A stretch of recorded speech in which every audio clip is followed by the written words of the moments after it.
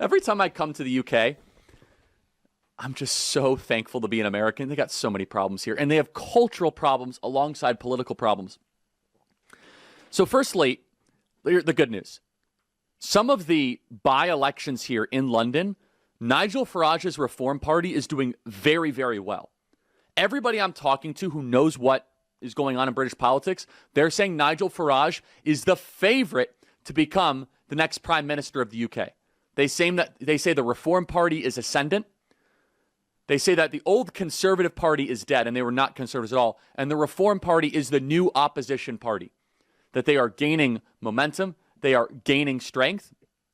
And honestly, we are Nigel Farage's biggest fan as they are trying to continue to do that. So straight from the front lines here, there is a movement that is afoot. But what is needed here is the grassroots. And we just sat down with Liz Truss and her team. We're talking about this. She was the Prime Minister back in 2022 for a little while. And there is a fundamental issue in the UK. And it's both a cultural one and it is a political one.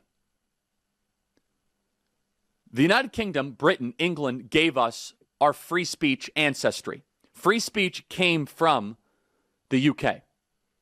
The UK has decided to no longer embrace a culture of freedom of speech or dialogue. They have the misinformation and disinformation police. Did you know that 30 people a day, according to the Telegraph, are arrested for inflammatory social media posts?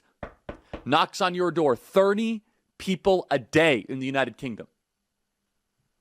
Do you know that Britain had the same GDP per capita as the United States of America in 2008? Now, the UK is substantially poorer than the United States of America as a GDP per capita. The UK embraced this nonsense of a nation of immigrants. Do you know every part of the UK except London is behind our poorest state in America, Mississippi? And we love Mississippi. It's just the poorest state. Every single part of the UK. The UK is a very, very poor country with a very, very rich city, London. The rest of the UK is extremely poor. There is an opportunity here, but to be perfectly honest, if you do not have a culture that embraces freedom of speech, that embraces dialogue, then you're not able to solve your other political problems. It is a first principle truth. If you are not able to complain, call out, challenge power, if you're not able to persuade people, if you're not able to ridicule your leaders, then how are you actually ever going to fix all of the other problems? The spoken word is the catalyst for creation. God spoke creation into being. Speech is powerful. In the beginning was the word, as it says in John 1, which is the logos. It is the spoken word, not the thought, not just the internalized truth. You must speak it and it becomes material reality.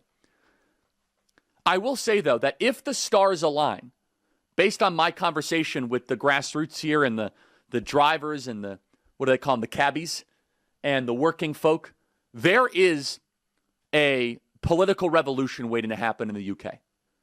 You need someone with courage, and I think Farage is that person. You need a series of influencers. Things need to start breaking their way. I'm telling you right now, there could be a political revolution like the Trump one. And they're just looking for their Trump in some way. And it could be Nigel Farage. And the Reform Party is doing very, very well. But they need to start speaking out more and not carrying the social cost. Ooh, I don't want to be called a racist by the London Times. Who cares? That's so 2008 around America. Speak the truth, regardless the cost. And you could take back Britain.